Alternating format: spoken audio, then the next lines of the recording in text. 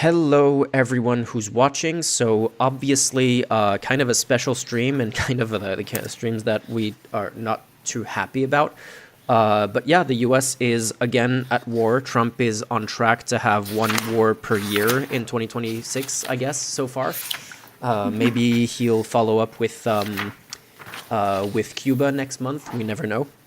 But yeah, nevertheless, I'm joined by Ida Rehani, who's Barely Informed's production manager and the co-director of our video on transnational repression by the Iranian regime. Ida, obviously, you're a journalist from Iran, which makes you particularly qualified in this case. We might be joined by other people joining in the stream at the last minutes. I don't know yet, but so far it's just going to be the two of us, and mostly we're just going to improvise and look at news updates, look at speeches and videos coming out, and kind of discuss everything and make sense of what's happening with the audience. So yeah, welcome to everyone, and I guess let's just jump into it. Do you have some starting thoughts before we kind of start looking at some of the news and social media videos that are swirling around? Hello, everyone, and thank you, Stan, for the introduction, actually. Yeah, and thank you for putting this together so fast. Obviously, it's a sad day for me, but at the same time, I have contradictory feelings about what is happening at the moment in Iran. But yeah, I look forward to discussing things with you and also looking at things together. Maybe we can give our audience a more clear vision of what is happening in Iran and what is probably on the horizon for Iran and Iranians and also the Middle East. So yeah. I think that's a really good starting point for me, which is like what I've been feeling over the past couple of months, over the past month at least, since the large wave of demonstrations in Iran that we made a vertical video about that was met with an incredibly brutal response from the regime. There's been credible reporting of up to 30,000 people killed over the course of a couple of days, executions in hospitals. There's not going to be a defense of the Iranian government in this live stream. At the same time, I think everyone in the US and all over the world is also either skeptical or outright critical of any kind of US military intervention, especially from the Trump administration. But there has been demand of a US military intervention by demonstrators in Iran and outside of Iran. And so far, despite the internet blackout, there has been some reactions of celebration, tainted by some also horrible news coming out of Iran. But all of this kind of gives me just a complete dissonance in my mind of I don't know what to think of this. So as you posted earlier today a story saying first listen to Iranian voices on this, as non-Iranians, how should we be making sense of what's happening? Well, that's a very good point that you're making and also an important question that you're asking. Believe me, it's also very difficult for us to make sense of it. We have a lot of contradictory feelings about what is happening inside Iran. And I think the most important thing is that you just listen to Iran and Iranians and what they want. And this is true after the brutal massacre that happened on the 8th and 9th of January in Iran. There has been a growing demand probably by Iranians after having them realize that a popular revolution in Iran will always be rewarded by a brutal massacre, that the only way for this regime to go is a foreign intervention. But of course, right now, I think the most important thing is that we don't start judging the Iranians right away, and we don't start maybe ideologies. One thing that was really heartbreaking for Iranians was a lot of people coming out of the door and trying to put their own ideological spin on what is happening in Iran. So I think maybe this time around it is really important that we listen to the Iranians. Also now it's also very difficult to listen to the Iranians from inside Iran because now we have a complete internet blackout again. Since a couple of hours ago, it's very impossible to hear anything. So I imagine that follow the news and follow the discourse that is coming out of the diaspora and the experts with curiosity and open-mindedness. And yeah, and just be willing to have a discussion about it, not just blatantly blackout discussions. Maybe I think that would be as good a starting point. And I'm sorry I cannot be more clear about this because, as I said, I am also in the process of sense making, and I'm also dealing with a lot of contradictory emotions at the moment. Berlin, where we're both based, has a large Iranian community, and like through other people. One of the things that has been frustrating over the last month has been kind of the response to the protests, the anti-government protests in Iran by the pro-Palestine community, the leftist community that tends to be very supportive of the Iranian government because the Iranian government is supportive of Hamas and of Gaza. And that has led to kind of frayed conversations on that side and a lot of accusations of disloyalty to the people of Gaza, of Iranians being disloyal to the people of Gaza, and it sometimes feels like it's hard to make sense of like being supportive of Palestinian human rights while also being critical of the government of Iran. What are your thoughts on that? Yeah, exactly. That's very interesting. I think the first thing I can say about that is that it is possible to hold multiple truths at the same time. You can be pro-Palestinian people, and you can actually acknowledge the kind of brutality that they are being subject to, and you can also support the Iranian people and against the brutal Iranian regime, and you can hold those multiple truths at the same time. And I've read a few articles about how it is difficult for people to actually pick and choose their loyalties because they think that if they say we're loyal to the Palestinian people, then we cannot talk against the brutality of the Iranian regime. Sometimes they say it's a case of confusion, but yeah, it's sometimes historical ideological partnerships that people form, and for some reason they think that they cannot break ranks. For some reason, I think that you can, and you can hold multiple truths at the same time, and it's completely possible, and it's completely possible to do that, and I do that. I'm pro-Palestine at the same time. I'm also against the brutal Iranian regime, and it's a possibility, and people should consider that as well. So I think that's the most important thing. But at the same time, I must say that it has been really heartbreaking in the past 50 days to not hear anything from a lot of pro-Palestine activists. They haven't said anything condemning the brutality of the Iranian regime. And for us now, especially as the attacks started this morning, some of them who have been absolutely quiet in the past 50 days suddenly are coming out of the door and like condemning the attacks. And we are asking, a lot of Iranians are asking themselves, where have you been the past couple of weeks? You were absolutely quiet, and now obviously you think something wrong is happening, so something wrong didn't happen before. And I must say, it was really surprising for me also to see the UN Secretary General, who said nothing about the repression of the people in Iran during the January 8th and 9th massacres, suddenly condemning the US and Israeli intervention and attack on Iran. And it was like, where were you? Why didn't you say anything to begin with? Same goes for UNICEF. Also, UNICEF said something. I think like maybe 2 weeks ago, finally, they said something about the minors who are in Iranian prisons.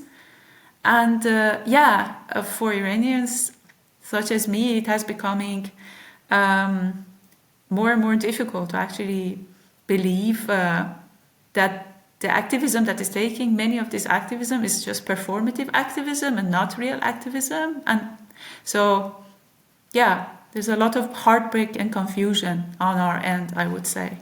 I've been making this distinction ever since the video in Gaza that we made in early 2023. As much as it is, I welcome there being a large pro-Palestine movement worldwide. I do think that at the same time we do need to make a distinction between pro-human rights protesters and pro-Palestine protesters that are not necessarily always the same thing. There's a lot of overlap between the two. But very often you realize that the people who are on the side of Palestine are not going to be consistent on other human rights struggles elsewhere in the world, which is frustrating and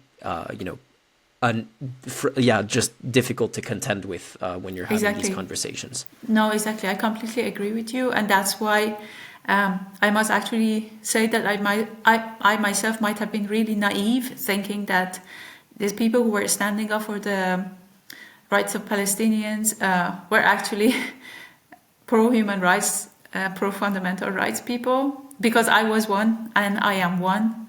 So now I'm thinking this is not the case, and that has been really eye-opening.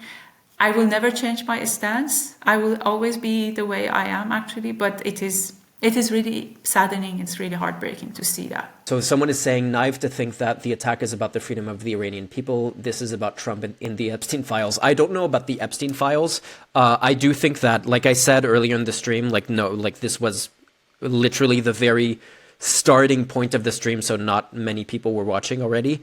I was pointing out that despite there being complicated feelings about this, one thing is clear, is that we cannot expect there to be any kind of good intentions on the part of the Trump administration. So for sure, like 100%, we're not talking about a U.S. intervention for in the name of the freedom of the Iranian people. But I mean, for a lot of protesters in Iran, and I think Ida can maybe talk about this some more now that more people are watching.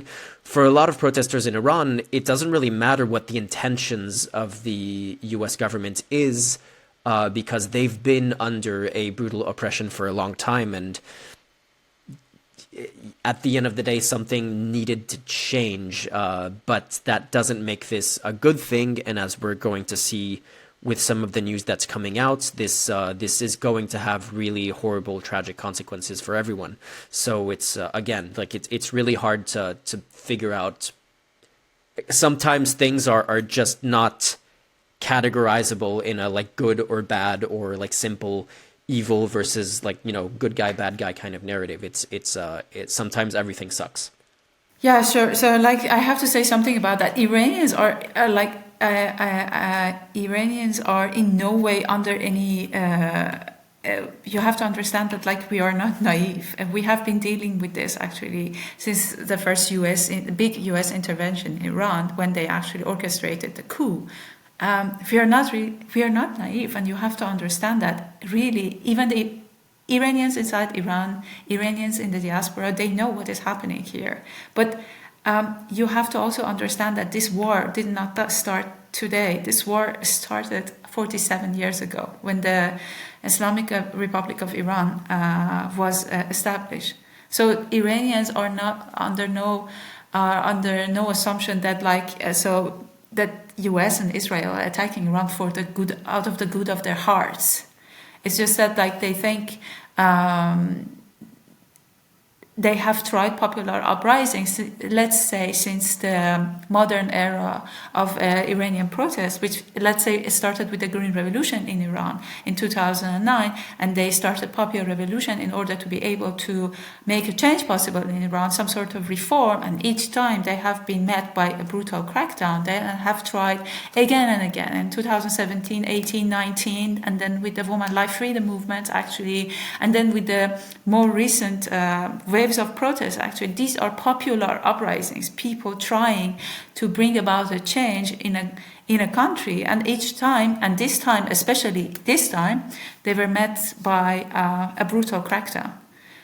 And maybe they realized at one point that, okay, we don't have the guns and we don't have the manpower, and this brutal regime is using military grade weapons and guns on people, and we don't have that. Of course, there is a symmetry. There is no symmetry in power, actually, between these two parties.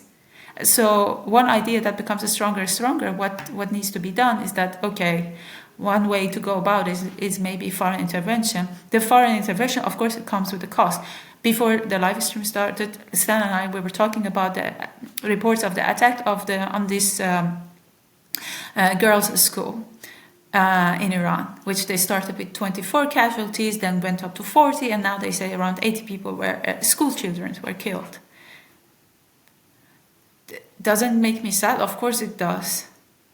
But do I have to deny that when the attacks started, many of the images and videos that were coming out of Tehran before the internet was shut down were people being happy because the attacks started? And I know it might be contradictory for you and might be difficult for you to understand because it doesn't fit perfectly in the schemas that you have present. I understand that completely. We want clear-cut things and we want to put that inside the frames that we have inside our heads, and suddenly it doesn't fit perfectly there. So we start denying some part. But I am saying that, and I'm going to say that again, that sometimes contradictory things can be true at the same time. I mean, there were videos in the early days of the Iraq invasion of Iraqis celebrating as well, and it's hard to say that the long-term consequences of Iraq have been positive, basically for anyone, of course. Although I do actually know of some Iraqis who are still happy with the overall outcome, which I would disagree with that, but I'm not Iraqi. I don't really have a say in that matter. But already what we've been seeing in the early hours of this conflict is just a... So there's...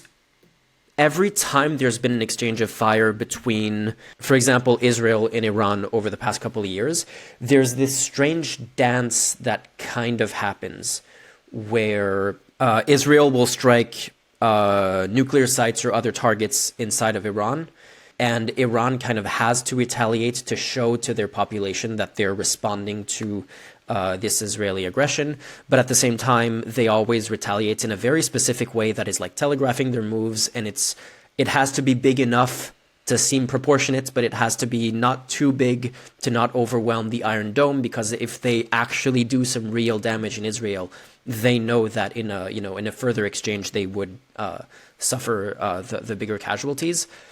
So there's been up until today kind of a weird measured response that tries to respond without really responding, and that is not true anymore. Now we're seeing videos of many missiles hitting their targets in Israel, missiles hitting military bases in other countries, in Bahrain and elsewhere. I saw reports of Kuwait being hit. I saw videos of Dubai being hit, but it's not just military targets, it's also civilian areas. It's like downtown Dubai, hotels, tourist destinations. And so this is not just a matter of the people of Iran now. It's having large regional consequences that are, this is not just like, this is Iran reacting because it's backed into a corner. But it's not just something that we can just blame on Iran as saying like, oh, this is their fault, because this was a predictable response that when the US intervenes and when Israel intervenes to this extent, we know that there's going to be consequences for the entire region, if not for the entire world. So yeah, there's also that to take into account. This, like, whatever happens from now on is going to be the responsibility of the people who have started this war in the last 24 hours. Yeah.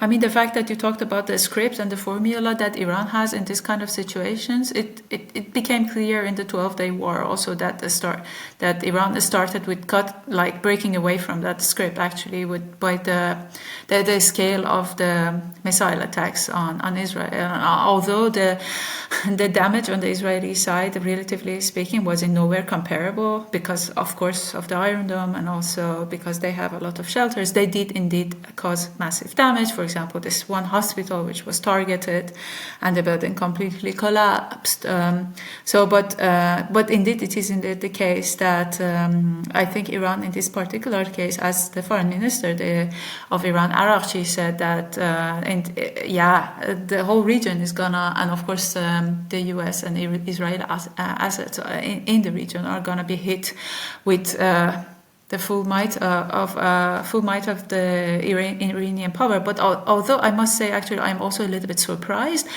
by the kind of targets that are being hit in the Middle East, in many of the Gulf countries. For example, the fact that they started using the drones, and some of the drones apparently hit, what it looks like residential buildings.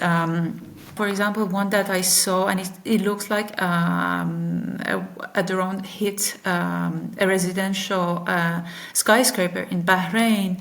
This is, for me, this is the first time I'm seeing such a thing, actually, as well. Also, similar thing coming in from other Gulf countries. So, yeah, I must say, like, it looks like the whole region has been dragged into the crisis and the conflict at the moment. There have been reports that these round of attacks by the US and Israel will go on for 4 days, and they said that this is the first round, so the first round of the attacks will continue for 4 days. So it's like minute by minute, things are changing very quickly. More reports are coming in, although the Iranian officials said we are still, most of us are still alive. Literally, this is what they said. Most of us are still alive, and meaning that people high up in the government are still alive, and some of them have been killed. But yeah, I mean, where do we go from here, and what it means for the whole region in general? Yeah, I think we will see how it develops over the next days. I guess this is a two-part question. Number one is a large part, like the most vocal or the most visible elements of the anti-government protests in Iran seem to be rallying behind the Shah's son, the former dictator's son. My understanding is that that is not at all the mainstream position. It is not a consensus position of the Iranian protesters. And my second question is, the Shah's son does have some level of support from the U.S. government, but at the same time, and when we're looking at Venezuela, there was an opposition leader in Venezuela that seemed to have support from the U.S. government, and she did not end up in control of the country after the U.S. military intervention there. So I'm wondering if you have any sense of what we can expect if they manage to depose this government. Would they install the Shah's son? Would they kind of take over the country the way they did in Venezuela? What are your thoughts on the likelihood of the different scenarios here? And if you can also like address the first part of the question about the support among Iranians of the Shah's son. Okay, I have to say that Iran has like 82 million people. So, I mean, and I haven't been back in Iran in ages. Me, actually, to say anything is mainstream or not, maybe will not be very judged in a good light. But what I see, and what I see a lot, and I'm going to not only refer to the protests that happened on the 8th and 9th, and that when the brutal crackdown happened, but also I'm going to go back to the university student protest that has been happening over the last couple of days. There has been now a student protest happening in Iran over campuses in Tehran, and these are top university protesters, like they're top students. They go and they protest, and maybe it gives you some indication at least what is happening in Tehran right now. They took a flag, the old monarchy flag, to the campuses. Was this the idea of all of the students, that they are the pro-Pahlavi? I cannot be for certain, but I can see the kind of sounds that I see on social media. To say with certainty that everybody in Iran is in support of the return of the Shah, I cannot say that with certainty, actually. But what I see, I report here. Also, the big protest that we had in Munich on the 14th of February, which was happening on the sideline of the Munich Security Conference, yes, that was called upon by the son of Shah, this guy, Reza Pahlavi. Why people are rallying around him? Also, it might be because there is a lack of any other unifying figure. Could be that Iranians don't have anyone else to rally around. Maybe there is. Maybe it is that.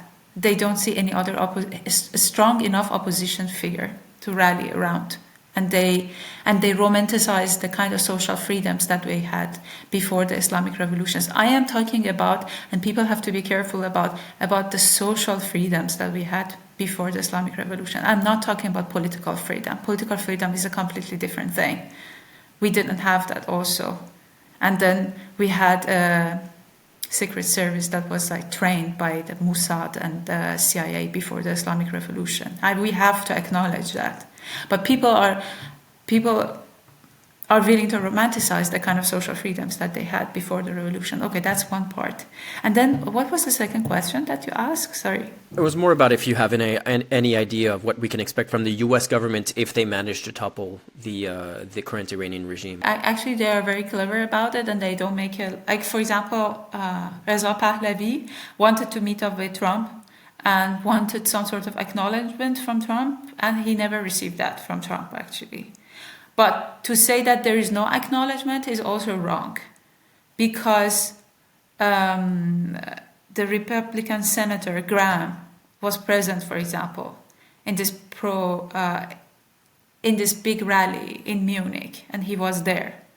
And although it is very interesting, let me say that to you as well. On the sidelines of the Munich Security Conference, they had an interview with Christiane Amanpour, who is the CNN, who's a CNN reporter, and she's Iranian American.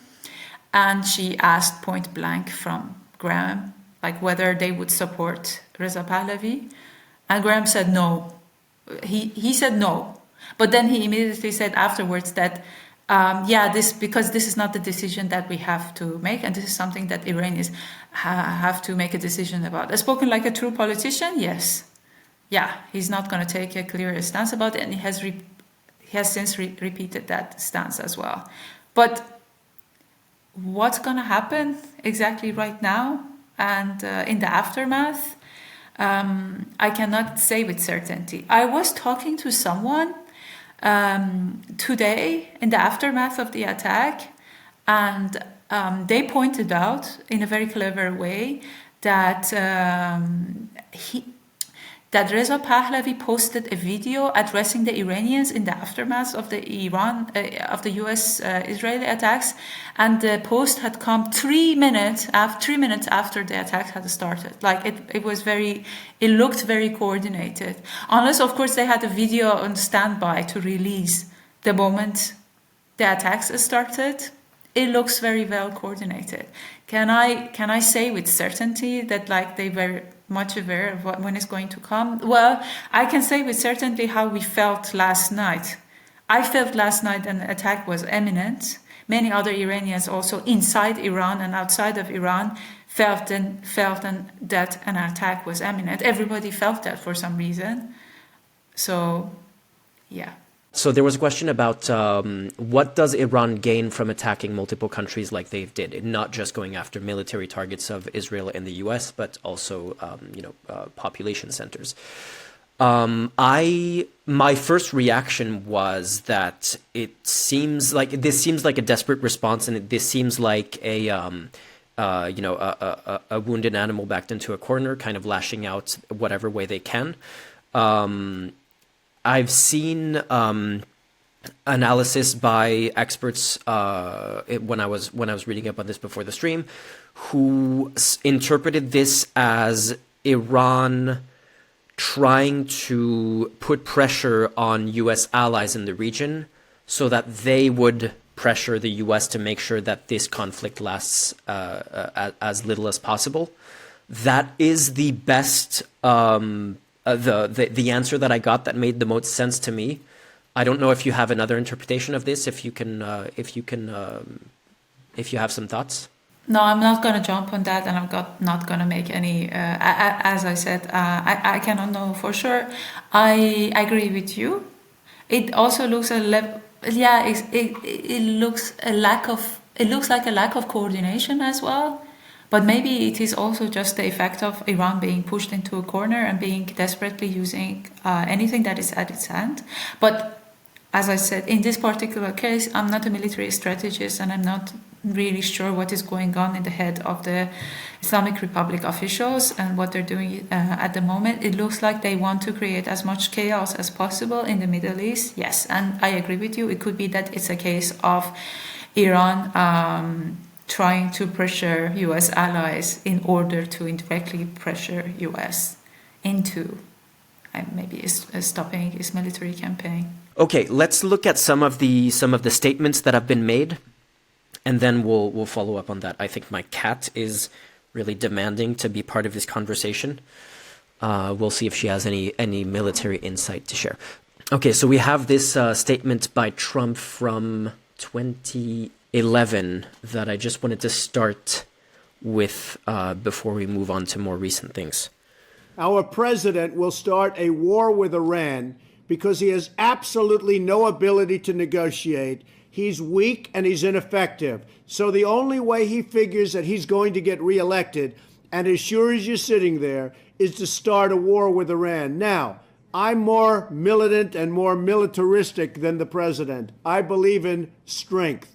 But to start a war in order to get elected, and I believe that's going to happen, would be an outrage. Which is ironic because he's basically been repeating things along those lines for the last, this was 2011, so for the last 15 years.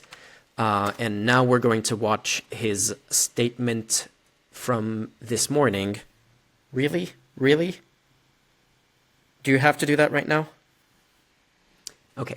We're going to watch a statement from this morning of Trump announcing the war with Iran that he warned people against in 2011. So let's see. A short time ago, the United States military began major combat operations in Iran. Our objective is to defend the American people by eliminating imminent threats from the Iranian regime, a vicious group of very hard, terrible people. Its menacing activities directly endanger the United States, our troops, our bases overseas, and our allies throughout the world. For 47 years, the Iranian regime has chanted death to America and waged an unending campaign of bloodshed and mass murder, targeting the United States, our troops, and the innocent people in many, many countries. Among the regime's very first acts was to back a violent takeover of the U.S. Embassy in Tehran, holding dozens of American hostages for 444 days. In 1983, Iran's proxies carried out the Marine barracks bombing in Beirut that killed 241 American military personnel. In 2000, they knew and were probably involved with the attack on the USS Cole. Many died. Iranian forces killed and maimed hundreds of American service members in Iraq. The regime's proxies have continued to launch countless attacks against American forces stationed in the Middle East in recent years, as well as U.S. naval and commercial vessels in international shipping lanes. It's been mass terror, and we're not going to put up with it any longer. I should say that it is ironic to hear the U.S. president talking about attacks on international shipping lanes after the blockades that they've been doing against Venezuela, against Cuba, and just generally how they've dealt with, their control of the world stage generally over the last few decades. Every time someone tries to exercise any kind of power over the world, it's immediately the U.S. takes offense to that. Questions that I have. One of them is coming from the Instagram chat, which is, what are the chances of this turning into another Iraq? What are your thoughts? Well, I was talking to a couple of colleagues actually the other day, and they were asking me about the internet blackouts. They wanted to know what internet blackouts meant for Iran and what happened during the internet blackouts. And they also asked me the same question, like, what do you think gonna happen if there is an attack? I cannot say for sure what can happen, and I'm not a forecaster. There are people who works in this and people there who can forecast things, of how things can turn out. I have a lot of respect for those people. I'm not one of those people. I'm not a political scientist also as well. But one thing that I can say with certainty that Iran is a special country in the Middle East.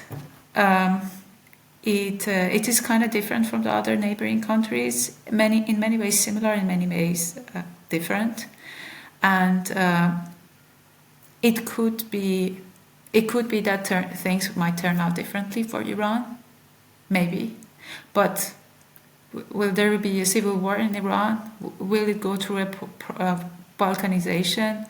Will it become another Syria or another Iraq? I hope not, but I cannot also say with certainty. What I hope will happen, and this was a big hope and wish among many Iranians, in spite of any political belief or ideological belief that they have, that this regime must go. What it will be replaced with or what comes afterwards, we don't know for sure. What other thing that I have to say that unfortunately I believe in, and I'm happy to discuss that with other people, is that I think the Islamic regime has a scorched earth policy. It is my idea that it will take Iran to the brink, and maybe, it will leave only the scorched earth behind, and that would be the future of Iran. But as I said, I cannot say with certainty what will happen. What I also believe in, and I must say that somebody also asked within a political talk about Iran a few days ago, and they asked also a very good question. They talked about the fact how there are so many ethnicities within Iran. And somebody was asking, won't you be afraid that in the case of an attack, the ethnicities will start attacking each other inside Iran? And we have to clarify and specify that Iran is indeed a very interesting case. Its borders are not colonial borders. They have not been really specified to some extent by Western, but has been that specification has to be, and differentiation has to be made. The ethnicities within Iran have been able to actually live together as Iranians, and this is very interesting. So I don't think that we will see a civil war between ethnicities inside Iran, but what future exactly holds, I cannot say with certainty. It is very volatile at the moment. It is a very critical juncture, of course, and we just have to wait and see how this goes. An easy way to illustrate kind of the colonial borders of the Middle East is what people often refer to as the Sykes-Picot Agreement, which was how British and French governments kind of divided the region up for their own interests after the fall of the Ottoman Empire, towards the end and after World War I. And in large part, what they did there was to strategically split ethnicities and pack ethnicities together in kind of the same way that politicians gerrymander districts in the United States for their own political gain. And one of the clearest, most famous example is the way that the Kurdish people have been split between Turkey, Syria, and Iraq, and kind of made it impossible for them to have their own self-determination because they're always minorities within those nation states that were artificially created, even though there have been strong Kurdish nationalist movements in each of those countries that would love to have Greater Kurdistan. There is also a large Kurdish region in Iran, if I'm not mistaken. How do Iranian Kurds play into those dynamics, and how do they relate to the Kurdish regions of neighboring countries? Very good question. I'm not an expert on this, and maybe I don't want to I don't want to say something that is uninformed. But what I can talk about is not in regards to the neighboring countries. As I said, I cannot say with certainty. But what I can say, and I can talk about my experience and what I saw in the Women Life Freedom movement, for example, was that the Women Life Freedom movement started because Iranian Kurdish girl was actually killed in Tehran.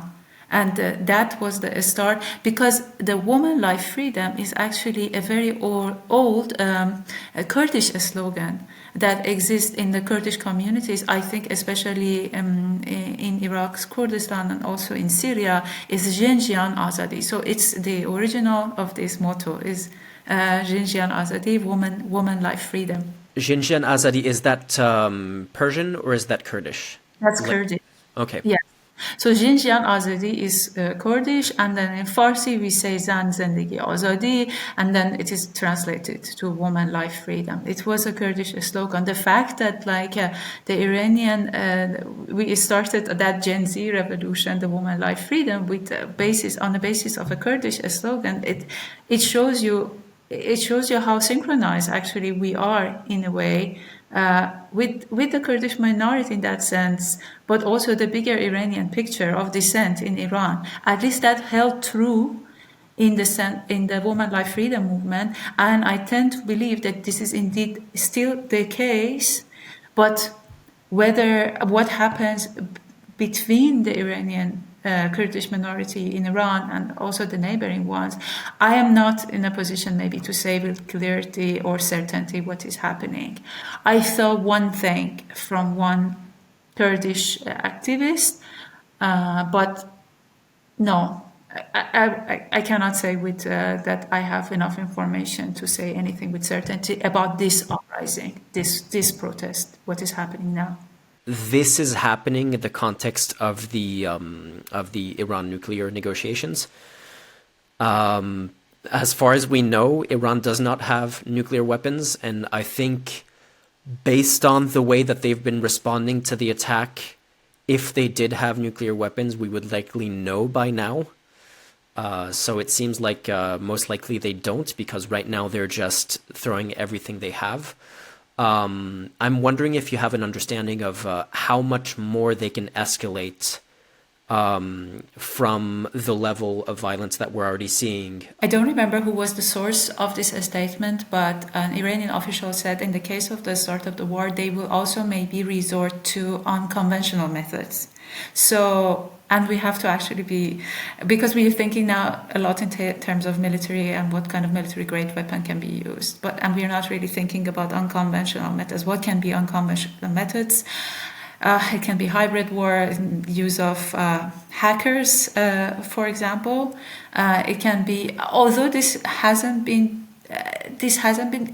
when I read this headline, I was thinking about that. It was like, Iran maybe doesn't involve itself in very big terror attacks directly in other countries, but although it has done via its proxies a lot. So it could be that as well, but I think we have to be a little bit mindful of that if Iran is really put into a corner, and as you said, I don't believe Iran has nuclear weapons, although it has nuclear capability, and we have to be careful about that. Because during the 12-day war, when Trump used these bunker buster bombs to eliminate the nuclear facilities in Iran, afterwards everybody said, yeah, a lot of these facilities were, many of them have been probably relocated to other locations under the ground, and probably the nuclear capabilities of Iran were not destroyed, they were just relocated, and they are continuing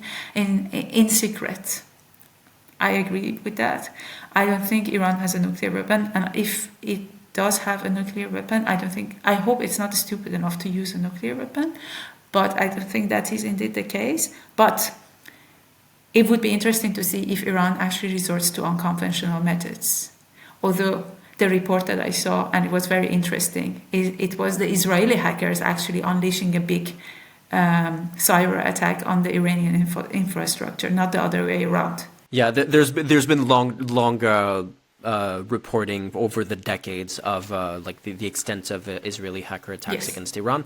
Yes. You and I have reported on Iranian hackers and their capabilities, which are, as far as I understand, not as extensive as what we can see on Israel's side and on the U.S. side. But that doesn't mean that they can't do extensive damage if they manage to gain control of critical infrastructure.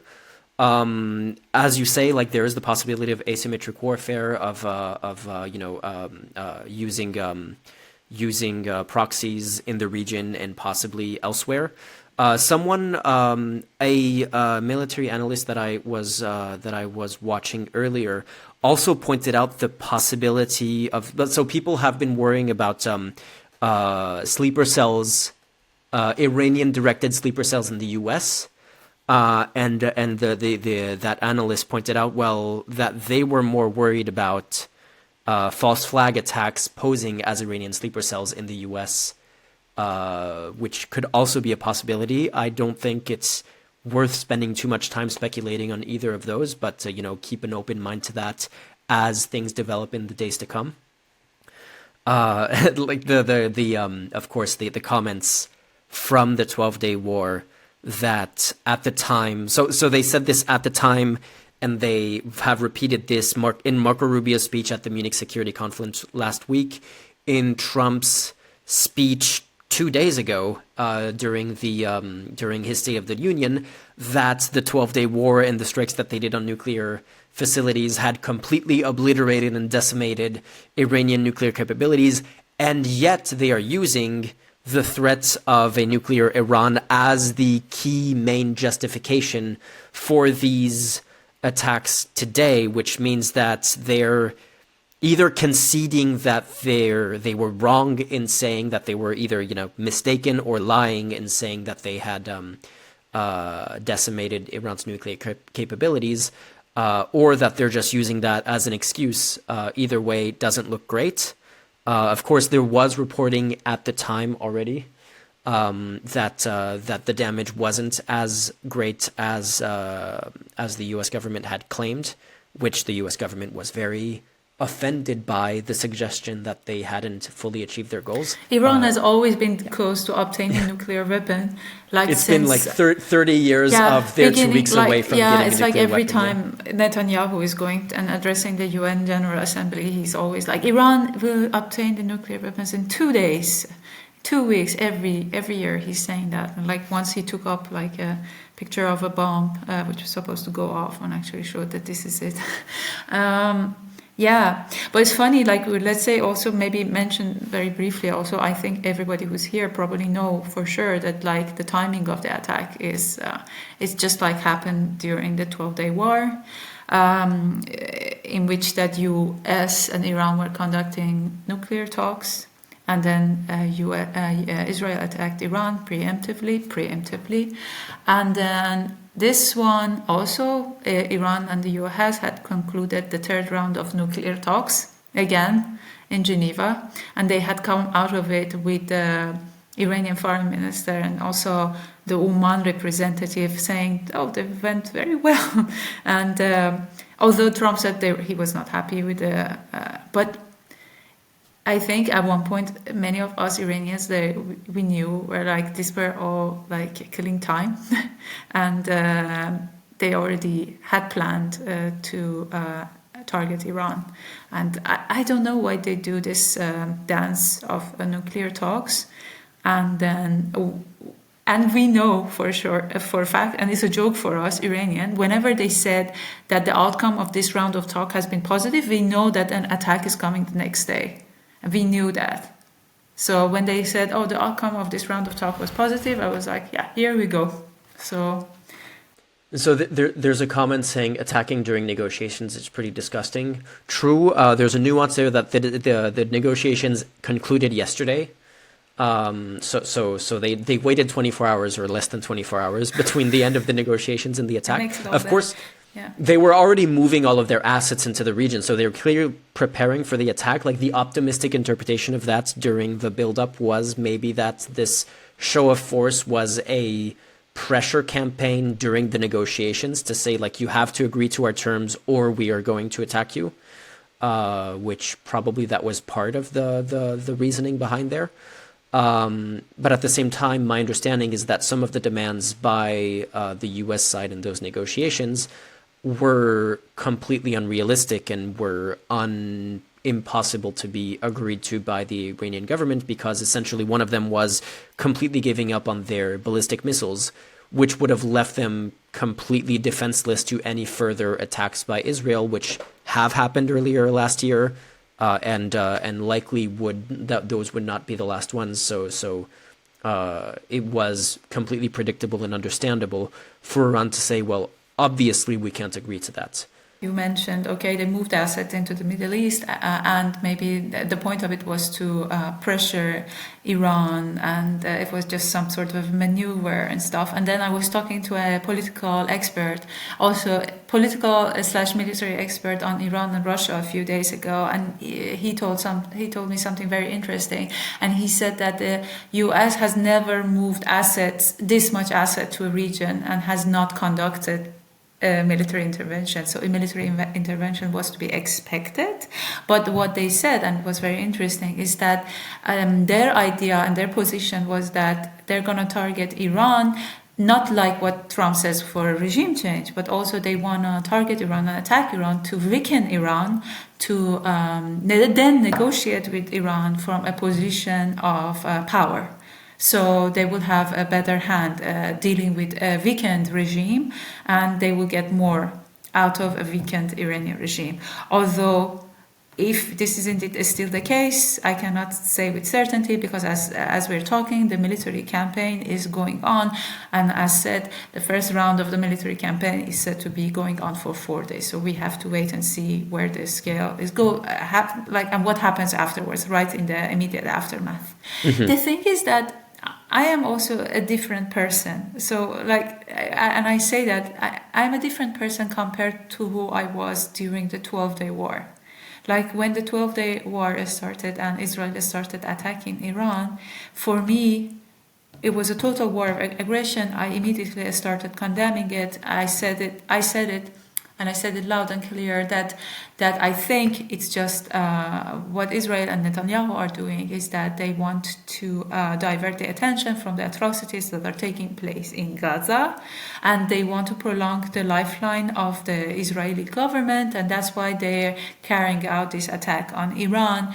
And then it became really clear that the Iranian regime and the Iranian government has no capabilities to defend its own citizens, cannot actually sound a siren if an attack is coming in. We don't have shelters, we don't have good shelters compared to what Israel has. And then it became very clear, and I was so adamant that this war has to stop, and when it stopped, 1,000 Iranians were dead. What has happened since, and this is very strange, like things can change within 2-3 months, is that I have lost my naivete in the sense that now I realize that I am dealing with a bloodthirsty regime in my own country that has no moral compass and is so willing to turn the military gun, on its own people and gun down its own people. I have talked to compatriots and friends and family inside Iran who have seen people being shot in front of their own eyes. I have talked to people, and I've talked to educated people who are sitting inside Iran and they have a doctorate and a postdoctorate and no hope for life. And I talk to people, and they tell me, that the revolution was not the revolution that happened on the 8th and 9th of January and the people taken to the street was not a revolution mainly for freedom. It was a revolution for bread, because people are hungry. People have no prospects. They talk about Iran being a mass graveyard for people.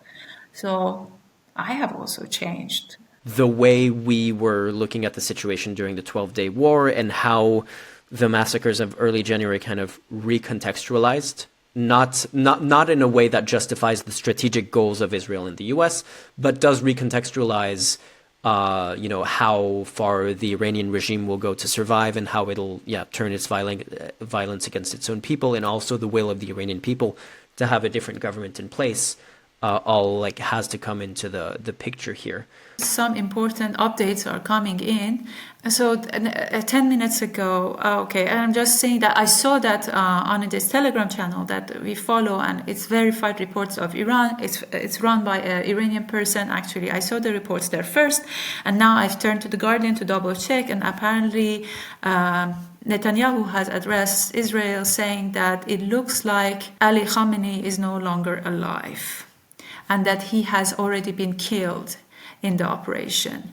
Also, there have now been reports that his son, who was meant to be his successor, Mojtaba Khamenei, has also been killed. But I think we have to wait a little bit more. But as I say, these are, I think, coming in from the Israeli statements on the matter. And yeah. I did want to actually play a video by a military analyst on this. Supreme Leader Khamenei's personal residence after being destroyed in Israeli strikes earlier today, and now we have news from Israel they may have killed the Supreme Leader himself, although not in this strike, probably underground.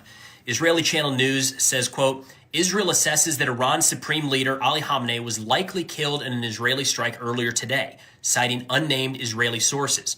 They say it says there are growing indications to this effect. However, there is no official confirmation of the report. They say the TV station had minutes earlier said the Israeli assessment was that Khamenei was hurt at the very least, and this was not an assessment based on satellite imagery showing Khamenei's presidential compound being flattened, but rather on information from unnamed sources. So we probably would not expect Khamenei to be in his house right now. He's probably been underground for quite a while. But either way, we do know that this first wave of strikes was kind of split between the United States and Israel. The United States, according to a U.S. official, was going after military targets and ballistic missile sites, likely air defense assets as well, clearing the airspace for follow-on waves, whereas Israel is primarily targeting Iranian leadership, decapitation strikes. So we did not know if Khamenei was going to be in that first wave or not. It looks like he was at the very least targeted, and Israel is becoming more and more confident they may have already killed him. So obviously this is coming from Israeli sources, which always to be taken with a grain of salt. All of this breaking news, all of this, to be confirmed later. We're just discussing kind of the whatever information we have. My main question is, if this is true, if the Ayatollah has been killed, what does that mean for the future of this conflict? What kind of line of succession is there? Does a decapitation strike immediately kind of collapse the government, or what are the next step in this in the days to come? Okay, as I also mentioned, actually, his son Mojtaba was positioned to take over. Although there is a system to choosing the next supreme leader, in which there are a group of clerics that are being elected by the people, and those clerics elect the next supreme leader. But yeah, it was obvious for us and for many Iranians that his son Mojtaba, who has, I must say, a lot of assets overseas, was positioned to take over after Khamenei. To say that like to kill to behead the snake means that in this case the snake is gonna die. But I cannot say with certainty, but I can say with certainty is that the system of operation in Iran is a very elaborate system. And I think it has different heads and it has different centers. And just to take out the supreme leader will not eliminate the oppressive system. And I think the downfall of the regime will not come just with that.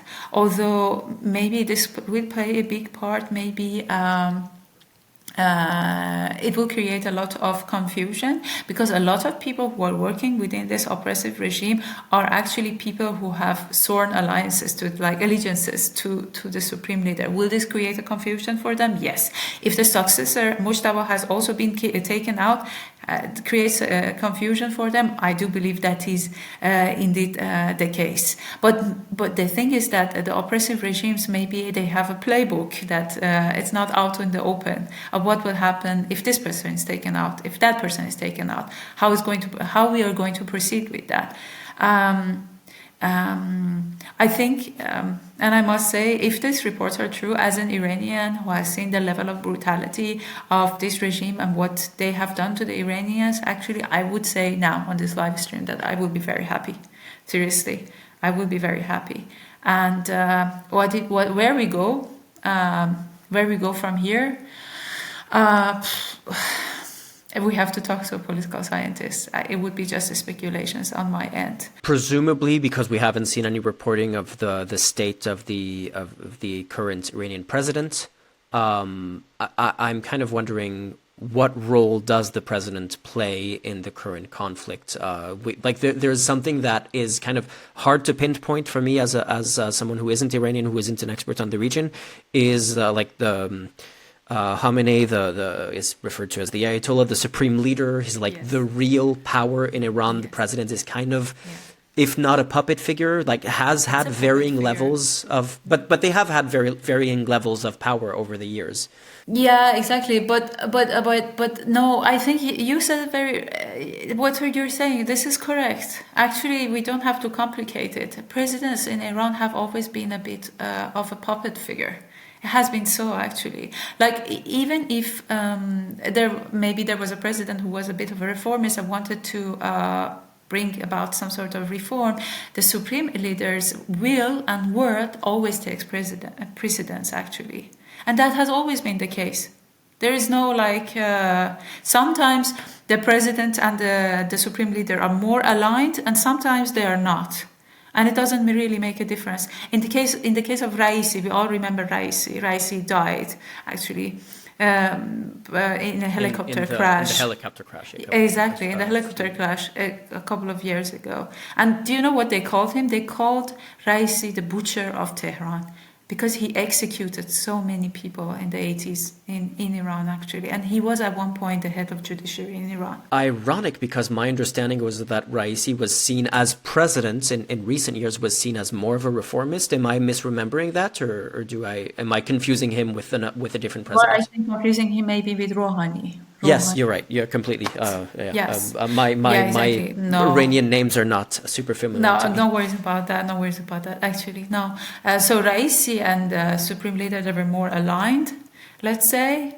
And then when we have more of a reformist president, they know that their will doesn't really matter as long as it doesn't go with the will of the supreme leader. I saw a very good animation about this, actually. Like, I don't know who, I saw it on Instagram, and it depicted the different centers of power in Iran, and how all of the centers are actually within the realm of the supreme leader, that his will is the biggest. His word is the last word, you know? Yeah, president in Iran is always more of a puppet figure. Yeah, and that's why the turnout in Iranian elections have become less and less over the years, because people have realized that even if they go to the ballot boxes and they choose a president whom they think is more of a reformist, is not going to play a big role. So there's two good questions in the chat here. One is I'll start with this one because I think I know the answer and it's quite straightforward. The moderate president who was involved with striking the Obama nuclear deal, that was Rouhani, if I'm not mistaken. Yes. Is that correct? Okay. Yes. So yeah, that was indeed the reformer that we were discussing. The other question, which I think is a very good question, is, if the reports of Khamenei's death are confirmed, or if they are true, should we expect the Iranian government to confirm them, to announce them, or would they kind of keep it quiet and secret as long as possible to kind of like prolong the fog of war and maintain control of the narrative? Ooh, that's a very good question. What I can say is that maybe to avoid confusion, because as I said, there are a lot of people in this oppressive regime and in their structures who actually are willing to die for the supreme leader. So the supreme leader and the son of the supreme leader is their end goal. So if you take the head out, does it create a lot of confusion? And maybe they think now what we should do. I believe your sister is in chat saying simply they will keep it secret. My sister, ladies and gentlemen. Yes. I did save this analysis of the situation, although we've discussed most of the points that were brought up in this video, but it's by Samuel Dempsey of Dempsey Debrief, who's a upcoming Barely Informed contributor that we're working on projects together. So yeah, I did want to feature him because we were hoping he would be able to come onto the call. Let me quickly play that and see if there's anything here that we can react to, or if we've already covered all of this. Reaction to what we're seeing take place in Iran right now, we should all be deeply concerned about these U.S. and Israeli strikes that are happening across Iran at the moment. And the reason we should be concerned is because the Trump administration has said this is a regime change operation. They're calling for the end of the government in power. They want the Iranian people to take the streets. Look, this Iranian regime is a bad one. They have truly been part of an axis of evil for some time. That said, if you want to topple a regime, you need a strategy. We have not seen the Trump administration go to Congress. We have not seen the Trump administration go to the American people. We have not seen the Trump administration go to its allies and say, here's the plan, here's what we're going to do. First, they launched these strikes with Israel, which they said was to limit some of the missile programs and bomb their nuclear program sites. And then quickly after, we see that the U.S. is going in for a regime change operation. So they don't know themselves exactly the story. They're going to throw it all on the table, and they're going full guns blazing into this. The issue with that, this puts Iran in an existential threat. And the Iranian regime is not one to take lightly. It is a serious regime that has deeply cemented its control in its country for decades. So they have a lot of tools at their disposal. And the main thing is that over the past decade, they have used those tools largely in coordination with the US government. They have telegraphed their responses. They have responded accordingly to not escalate to a conflict that causes mass regional instability. There is no reason for them to do that now. The Trump administration walked them into negotiations in Geneva, put unrealistic things on the table that they expected them to do without question. Obviously, that wasn't going to happen. And so in response, the Trump administration is trying to develop a solution to that through bombing them. So I think this goes one of two ways, and we'll find out, and I hope I'm wrong. But the first way is that this is one big political military stunt by the Trump administration. They're going to bomb like crazy. Nothing will come from it. They will back out. All it will cost is more lives of Iranians, more lives possibly of U.S. personnel and military bases in the region, and a greater crackdown on freedoms within the country after. I think that's one option that we see going forward. The second option that we see going forward is that Iran escalates heavily. They know that they're backed into a corner. They see that the U.S. administration is not going to stop as well, and we end up with a large regional conflict. That is a quagmire, one that we saw in the early 2000s, that we would see again now, that would cost many lives on all sides and bring about no actual benefit for anyone involved. Those are the two outcomes that I see at the rate we're going, but this is newly developed within hours. We will probably not have any real idea of where this is going anytime soon, but we should all be deeply concerned and watching closely. I think that kind of echoed a lot of the points that we already made earlier in the stream. But of course, yeah, he mentioned like the kind of calibrated responses that we usually see from Iran's in these cases, which we've discussed, and the fact that this time that is like everything is on the table, basically on all sides. And it seems like, so this video was published before we started to see some of the more recent videos of Shahed drones and missiles landing in Dubai, in other cities in the region, and not exclusively on military targets, which shows that, yeah, they are like, there is a very real chance for a like larger scale regional conflict, which, you know, kind of opens up a whole bunch of different possibilities and options, and we don't really know where that goes from there. So a lot of that is up in the air at the moment, and we're just gonna have to see how things evolve in the days to come. There was a question earlier. You did touch upon. So we talked about the Shah's son being one of the prominent opposition figures, one of the most prominent, more based on the vacuum of kind of options rather than the quality of him as an option. And you did discuss kind of the contrast between the oppressiveness on the Shah's regime before 79 and kind of the lack of political rights, but they did have some social rights. There was a commenter who I guess wasn't there when you discussed that, and who was asking about kind of a more of an explainer of what was the situation in Iran under the Shah, as compared to what we've seen in recent years in Iran, and if kind of how to make sense of that in the context of a possible return to a new Shah's rule. Mm-hmm.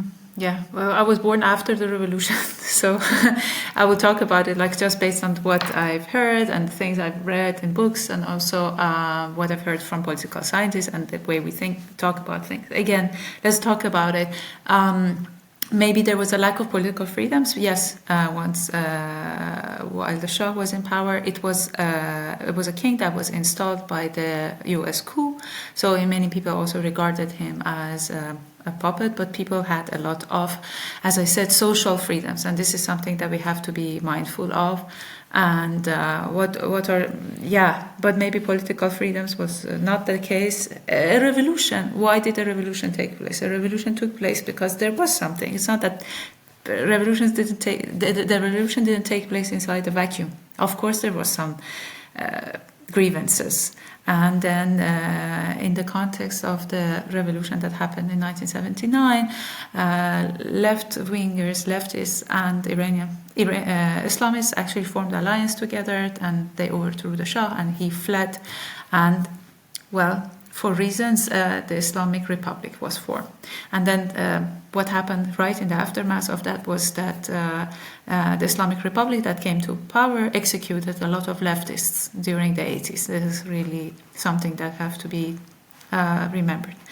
What will happen if the son of Shah will come into power? Okay, so he has something called a transition plan. I have not read the transition plan. I think the transition plan is 170 pages, but I've talked to political scientists who have read the transition plan.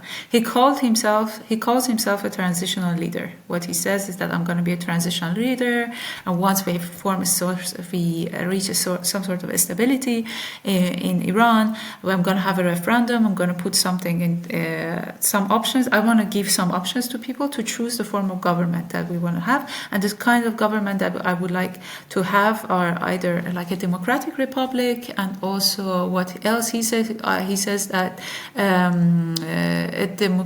also a constitutional monarchy, but the constitutional monarchy that is similar to the constitutional monarchy of United Kingdom. This is what he says, not other countries. He says specifically United Kingdom constitutional, and he's unwilling to take that option off the table. So that was like a constitutional monarchy is also one of the options on the table. And I remember one person during the press conference in Munich asked a question about you haven't acknowledged the crimes of your father. Within that specific press conference, you have not acknowledged the crimes of your father, and whether you're going to acknowledge the crimes of your father.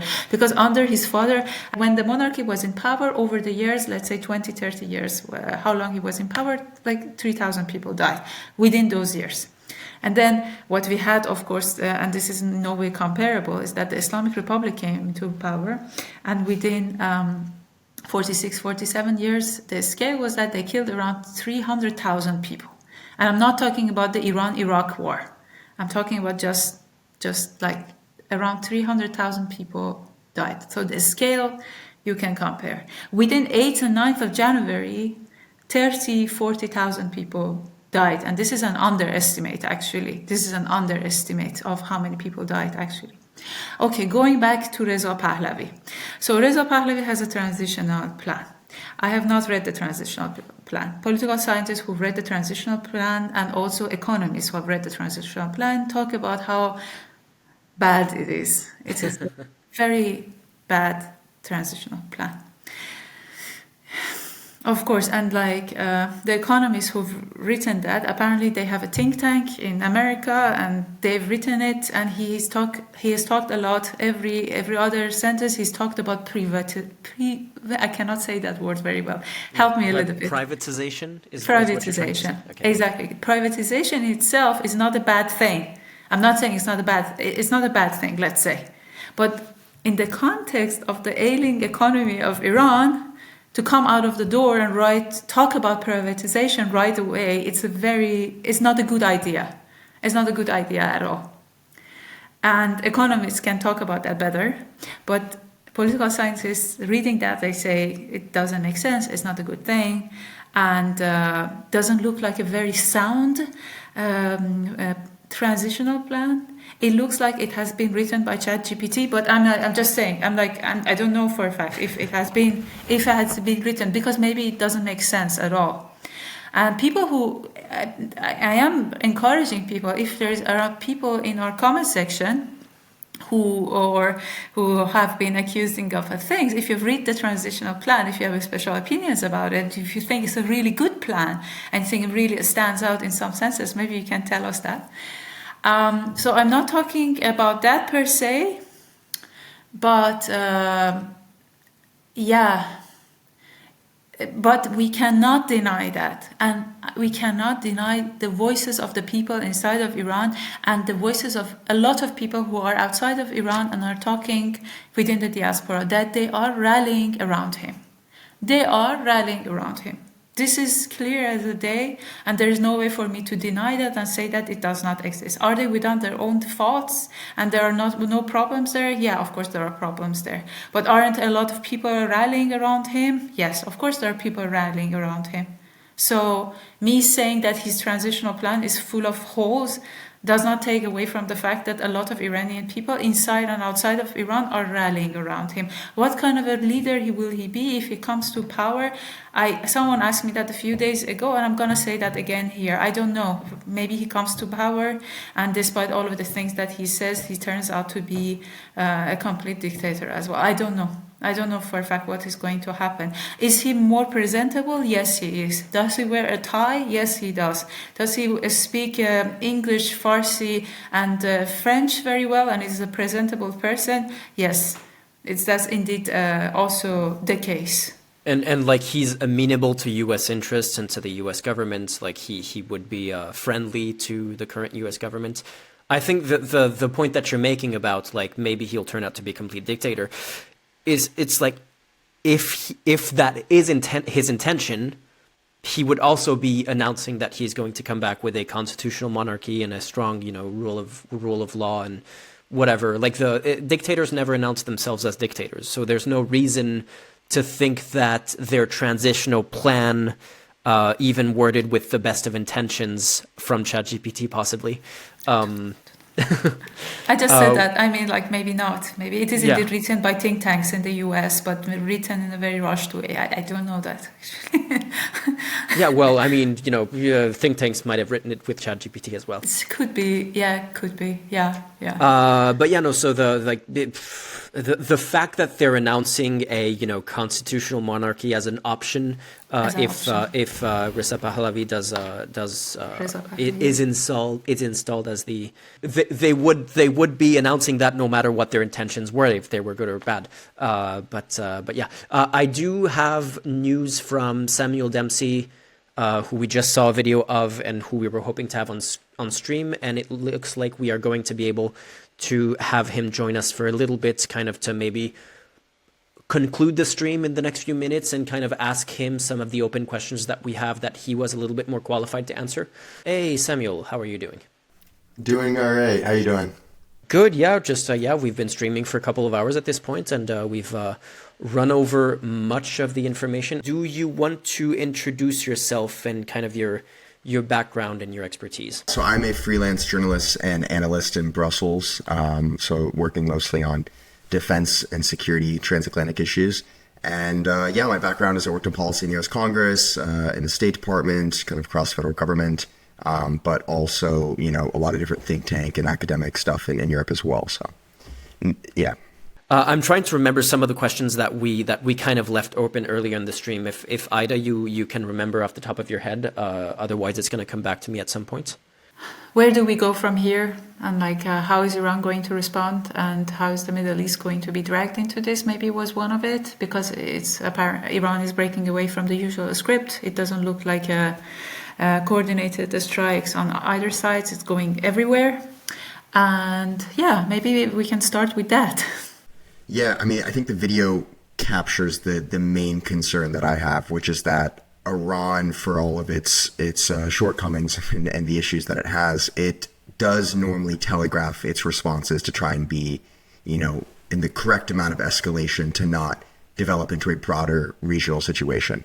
They've always done that because they've basically wanted to toe this line where it can progressively advance its interests and use its proxies, but not basically piss off Israel and the U.S. too much to where then its regime is under threat. Now all of that is out the window.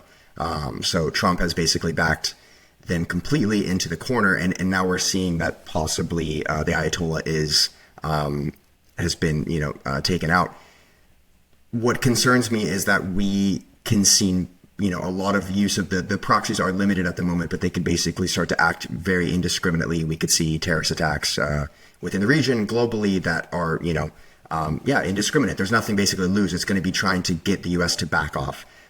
We're also seeing assessments from CIA assessments that they had over the last few weeks of CIA that what was to come if the Ayatollah falls would be actually hardliners that are more concerning to control and be in charge of the regime. So it's very hard to know if that's where things are going. But if the U.S. continues this campaign and Iran does have, the need for more retaliation, and there are hardliners that think that's what will, be able to advance their objective and maintain the regime in power, this could escalate far beyond what it is right now. But it's very hard to tell at the moment. So we discussed the possibility of asymmetric warfare. We discussed the possibility of Iran kind of, using its cyber army and its what's called APTs, advanced persistent threats, like they're hackers essentially. They're teams of hackers, which we should very much expect cyber attacks in the coming days, probably. Coming from both sides, because all sides in this conflict have extensive resources on that front. There are proxies in the region and possibly asymmetric warfare methods in that way. One of the questions that I was asking myself is, apart from those aspects of possible escalations in the days to come, assuming that they don't have a nuclear weapon, my question is kind of how much more they can escalate things from the response that they've already had in the last few hours. Is this the ceiling, and it's just a matter of an open question of how long this response will last? Do they have more room to escalate from here, or how do you see the response from the Iranian regime? I think it really is a time question, because what we're seeing primarily with the Shahed drones, that's going to be a lot of the retaliation. The issue is that people overestimate the capacity of the U.S. military to also sustain its defenses in response to that. And the reports that have been for some time, for this has been a year's issue, basically since the full-scale invasion of Ukraine. The U.S. industrial base is depleted, and it is running out of space itself. And so if Iran can keep this up for weeks, we could see where, there's the inability for the U.S. to strike down a lot of these different attacks. Different gaps start to open up, military, U.S. military personnel and bases become more exposed. And that, I think, is the bigger concern. So it's not really that Iran has something at least to my knowledge, and there could be something outside of my purview, but I don't think that Iran has some secret thing they're holding on to and waiting to activate. But it's really just if they continue at this pace and trying to retaliate, the U.S. may be unable to keep up themselves. The Israel question, I have no idea of what they will be able to do in the long run as well. But I would assume, based on the fact that a lot of Israel's support is coming from the United States also, that would then be the secondary ramification of it. Yeah, and you mentioned this already, and it was kind of a point that you made in your video of how the kind of this weird kind of semi-choreographed dance in usual conflicts with Iran, where they kind of calibrate their response to what they expect Israeli defenses are able to withstand. And obviously what we've seen in the last few hours is right now they're throwing everything at the wall, and some of those missiles are going through defenses and striking Israeli targets and striking, various parts of civilian areas in Israel, and striking military bases in other places elsewhere in the region.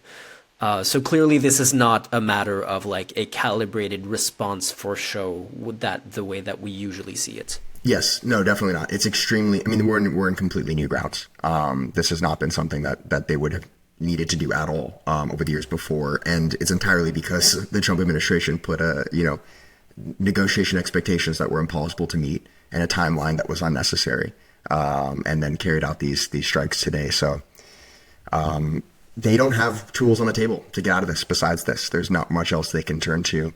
And I'm What I'm also very concerned about with this is that normally you'd have in a conventional time period, not to say that this was much better in conventional time periods. We look back, at the beginning of in the early 2000s with the wars that the U.S. entered into in Iraq and Afghanistan, a lot of intelligence issues there too, despite the coordination that there kind of was to some extent. But that's why actually the National Security Council, a lot of things were put in place, the Office of the Director of National Intelligence after, to make sure that there was coordination to not have those mistakes happen. Well, Trump has basically cut out all of those things, and he's gutted it. So that's what really concerns me now, is that as this starts to escalate and continue, are American decision makers informed on the reality of what's happening? Is Trump surrounded by yes men that are just telling him, we're doing a great job, we can continue this for as long as we need to, we've taken out who we need to, and we'll take out more, and then we just get stuck into a losing quagmire? It's really concerning in that front, and I'm not hearing positive things about the channels of information and where they're flowing to and who's dictating those decisions, but we'll see. Another question that I was asking earlier is comparing this to the operation in Venezuela.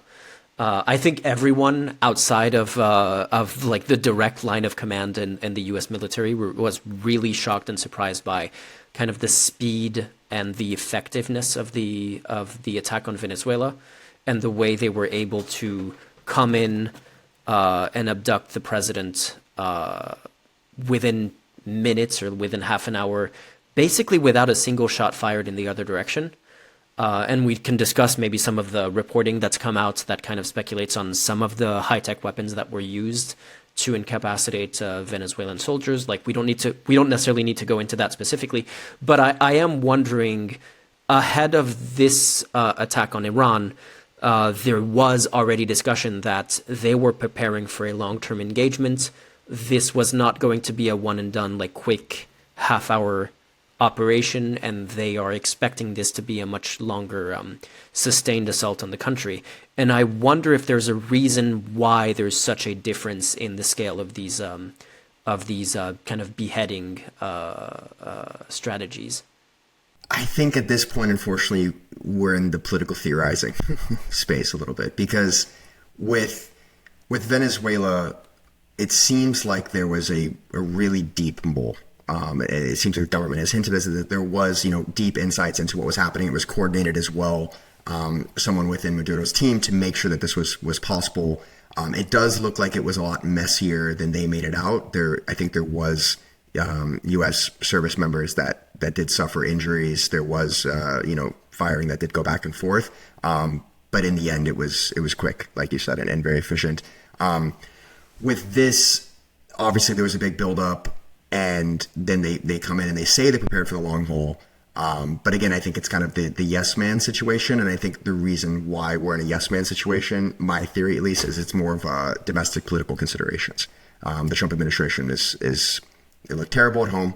Inflation, not good. Prices are bad. Epstein files, not good.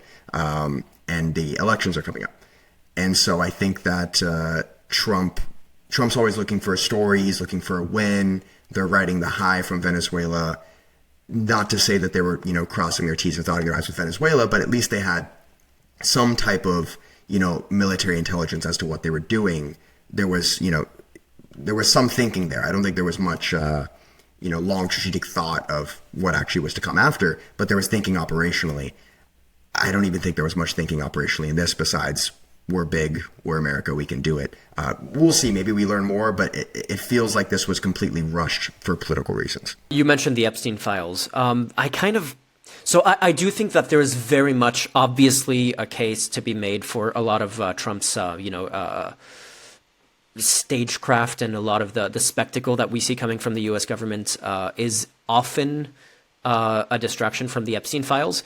Are you kind of because when I'm thinking about like an international conflict, I have a hard time conceiving that as being like a genuine like actually motivated by something like the Epstein files, and I kind of like I kind of see it as a funny meme, but I don't really take that seriously. Do you see a real possible connection there? Do you think it was part of their motivation in launching this? I can't say it's the top driver behind their motivation, but I think there's 100% a correlation, and I think the main reason for that being the case is I think it was Steve Bannon who said it at one of these CPAC Heritage Foundation types meeting, but he was like, look, if we lose the midterms, we're all going to jail. Many of us in this room are going to go to jail.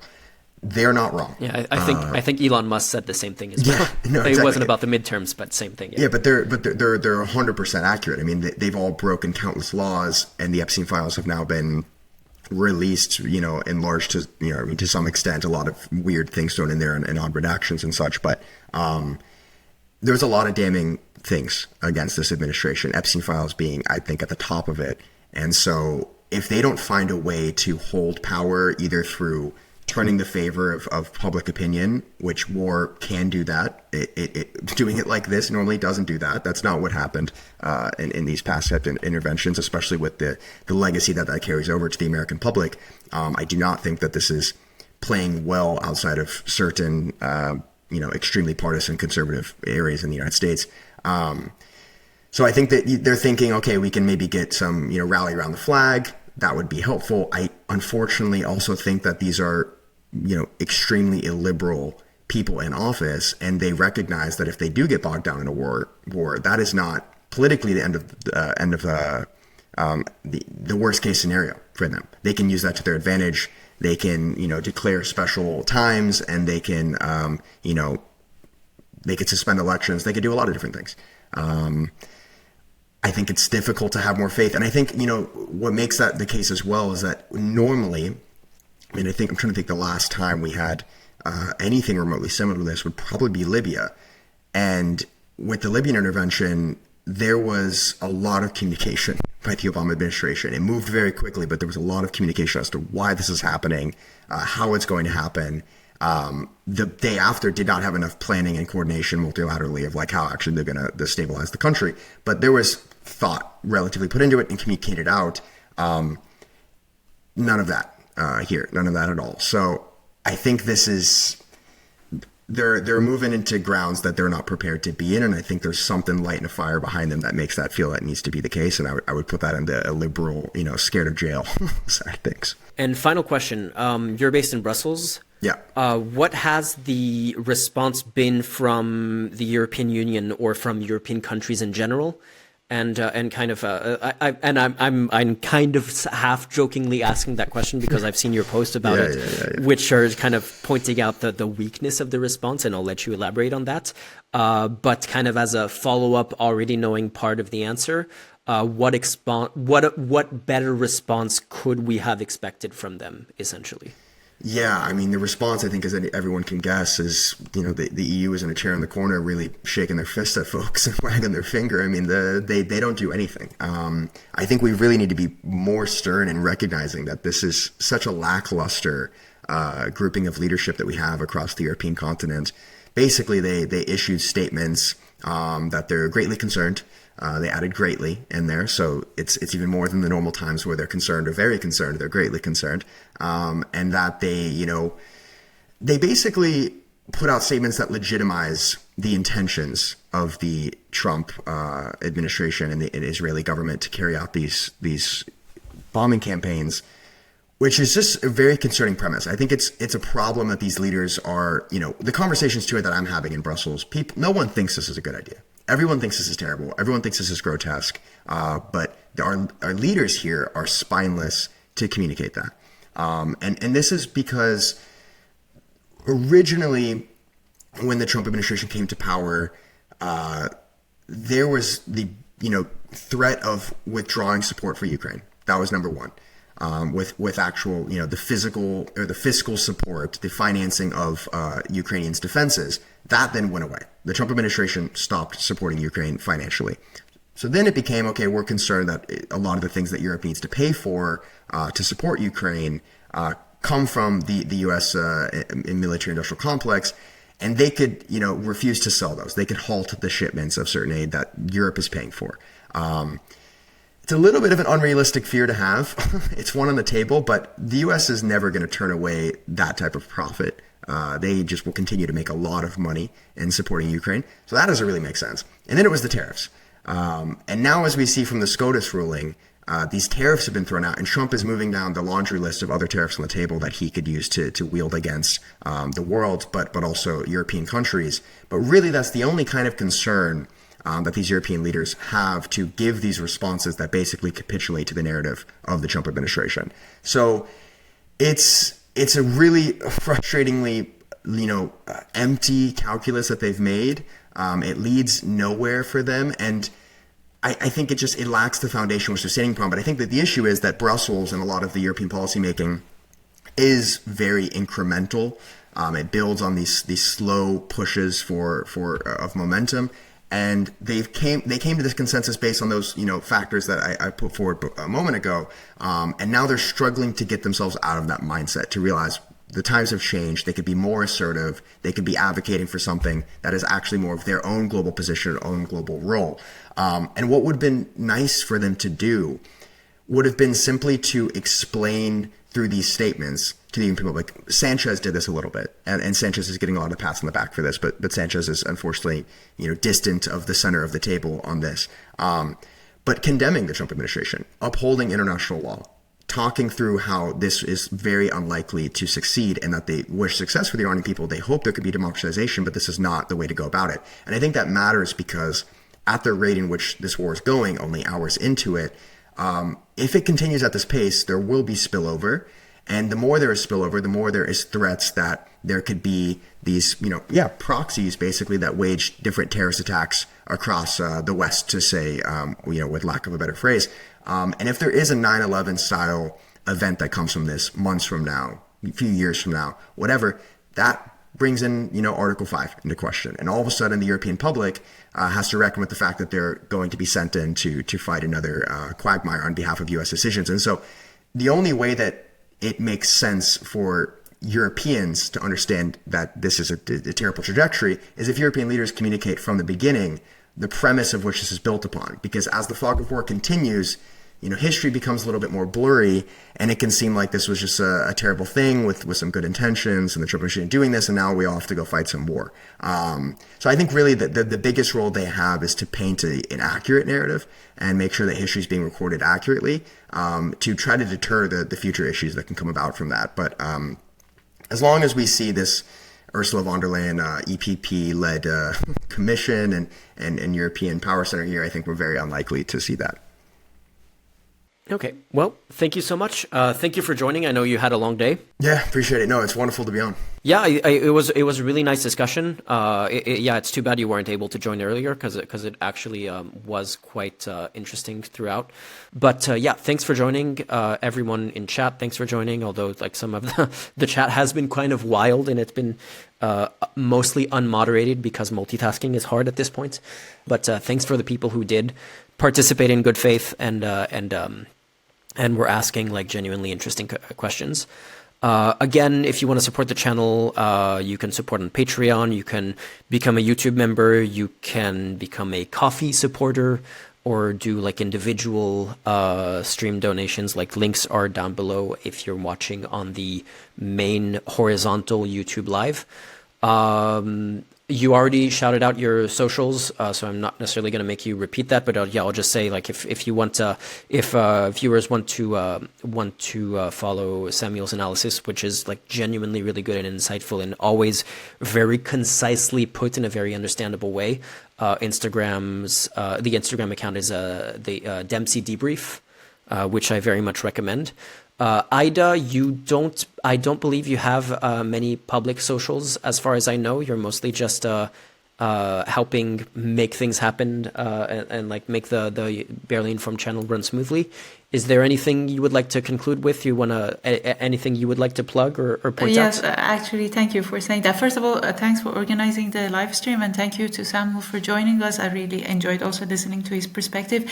I actually encourage people really to keep an open mind if it's a possibility for them, and be aware of the fact that yes, there are now celebrations happening on the streets of Tehran and some cities in Iran because people think that Ali Khamenei is dead. So celebrations are happening. But yes, there are also sad moments in Iran because 80 school children were killed, and then people are mourning and crying and holding the dead bodies of their loved one close. That is also true. So you see, there are multiple truths at the same time, and I want to encourage people to actually be able to hold those different truths at the same time. And one more important thing is that the will of the Iranian people and what the Iranian people want is now very important. So I really encourage people to listen to the voices of the Iranian people, especially those from inside of Iran. Yeah, that's what I wanted to say and how I wanted to conclude.